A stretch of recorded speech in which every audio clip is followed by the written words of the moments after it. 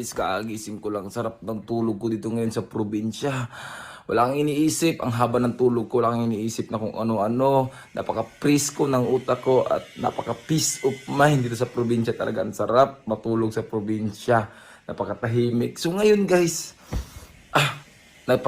nakulang yung tulog ko kasi may nagising sa akin dahil daw mayroong nag-iingay. Naku, ano naman to? Nagkaroon ako ng peace of mind dito sa probinsya. Ngayon, ginugulo nyo na naman ako. Nananahimik na ako. Ang sarap ng tulog ko dito. So, mayroon daw nag-iingay sa social media na naman. Akala ko ba nakapag-move on na? Hindi pa pala nakapag-move on. At ngayon, ay nako, pahingin akong kape pahingin akong kape. Ito, hindi maka-move on. Pumunta pa talaga sa tulpo para dagdagan yung views at followers. Nako, ay, ano ba to? Ang sarap Ating mga nakarang araw hanggang ngayon. Oh. Opo. At meron tayong video. Sige. Panoorin po natin.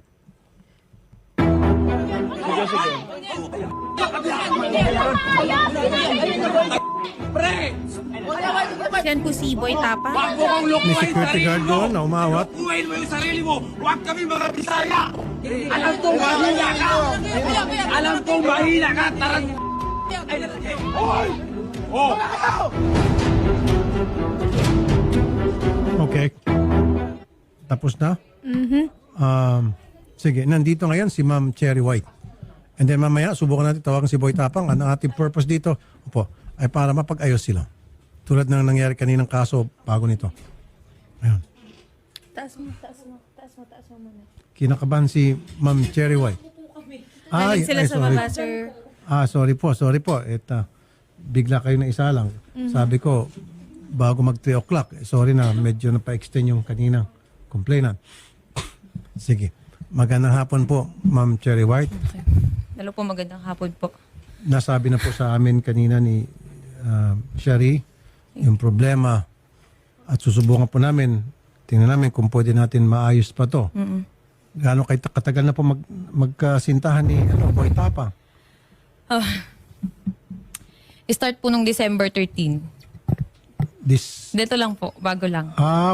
Wala pang 1 year, December Wala po. 13. Okay. Well, sayang naman po yun kahit papano. December, January, February, tatlong buwan na kayo. Yan ho bang pinag-ugatan ng away ninyo? Ito po kasi yun eh. Pinagbintangan ako na nag-hack po daw ako ng Facebook. Nahinak ko daw po yung Facebook, which is nung isang gabi po, akala niya hinak ko yung Facebook niya, pero lahat po ng Facebook nag-log out. Nag-message siya sa akin na ipapatulpo daw po niya ako. Okay. Ngayon, yung conversation na yun, syempre naaligaga ako. Ngayon, pinost ko. Pinost ko po yung convo na ipapatulpo ko. Tapos, bigla na lang siyang nag-live sa Facebook niya. Nagsalita po siya ng mga kasiraan about sa akin. Katulad po ng walker ako, magulang ko po, adik. May matanda daw po ako. Yun po yung mga sinabi niya sa akin sa live. 1 hour po siyang naka-live. Pero pagkatapos niya, nag-usap na ho ba kayo, ma'am? Hindi po. Okay. Hindi mo natanong sa kanya ba't niya nagawa yon? Wala ba siya yung pagsisisi or pag nag-post later on na bakit niya nagawa yon o hindi ba siya nag-reach out at gusto makipagbati? Wala po eh.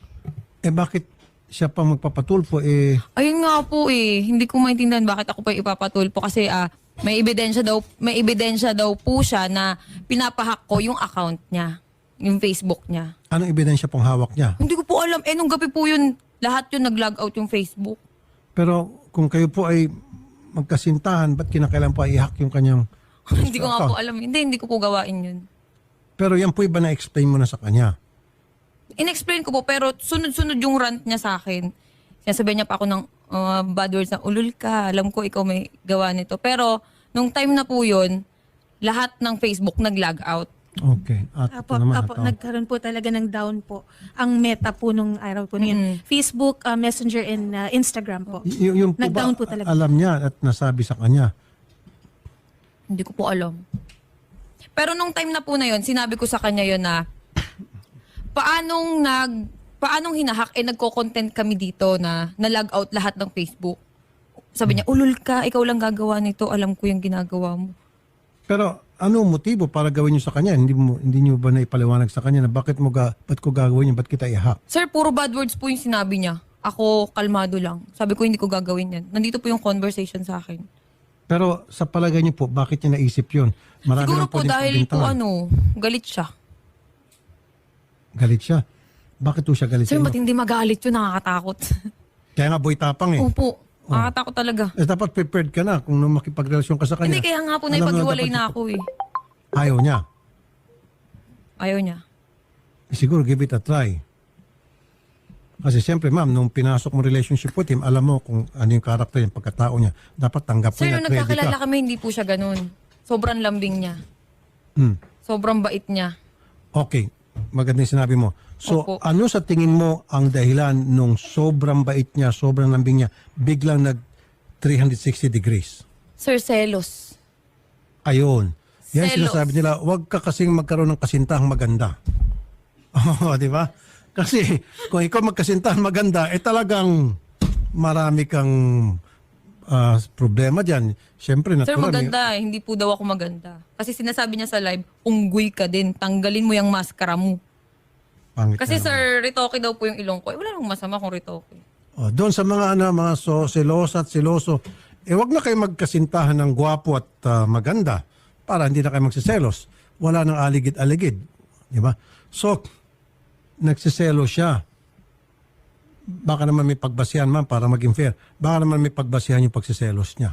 Sir, ito nga eh. Pilit kong sinasabi noon sa social media, ilabas mo kung anong dahilan ng hiwalayan natin. Bakit hindi mo malabas? Kasi sir, ayoko magsalita eh. Masisira siya. Hindi, pero ma'am, kasi wala siya dito. Subukan natin tawagan. Yung bang, okay, dati malambing siya. Sabi niya, sweet. Sobra.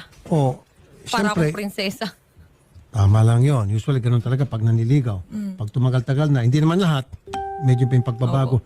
Pero, what led to it? Ano po yung mga nagawa mo sa tingin mo sa kanya na para naging ganun po yung kanyang pag-aasal na ngayon sa inyo? Kasi ganito po yan eh. Nag-start yan pati dun sa ano. May nagpa-picture sa akin sa Alcoy, sa Cebu. Nag-away po kasi kami that time. Lagi kami nag-aaway. Laging punto selos. Siyempre ako nagselos din ako. Pero yung pinagsiselosan ko nasa lugar. Okay. Nasa Ano po yung sa Tama, Cebu? Yung sa Cebu, sir, ganito yan eh. Meron din kasi lumabas sa video po na nanakit ako. Pero hindi po siya yung sinaktan ko. Opo. Yung mga kaibigan niya. Sir, dinipensahan ko po kasi yung sarili ko. Bumaba ako dun sa resort, nakapanty ako, nagsiswimming po ako nun that time. Opo. Tapos, pag akyat ko, galit na galit siya. Sabi niya sa akin, hinawakan niya yung kamay ko agad. Nakaganyan ako, sir. Hinawakan niya po yung kamay ko, tapos yung kaibigan niya, 4 na lalaki. Habang hawak niya ako, naka-video sila, nasa kalsada po kami, may video ako. Nasa kalsada sila, ano, nakipag-sex ka doon? Ginaganyan niya ako, nakipag-sex ka dyan sa baba? Anong ginawa mo dyan? Sabi ko, mga followers, nagpa-picture sa akin, anong masama? Doon na siya na-trigger. Nagselo siya, yun. So may Galit na nagpa-picture galit sa yung mga followers, pinagselosan niya po yun. Opo, yung mga taga Cebu. Doon po sa lugar na yun. Natural lang po sa ating mga vloggers, mag-isiguro sa kanya pag may nakikita mga followers nagpapapicture. Hindi niya po naunawaan yun. Bakit wala ho ba nagpapapicture sa kanya? Madami din po. Oh, at ikaw, nagsiselos ka ba pag may nagpapicture sa Hindi kanya? po. Normal po yun eh, pag may nagpa-picture.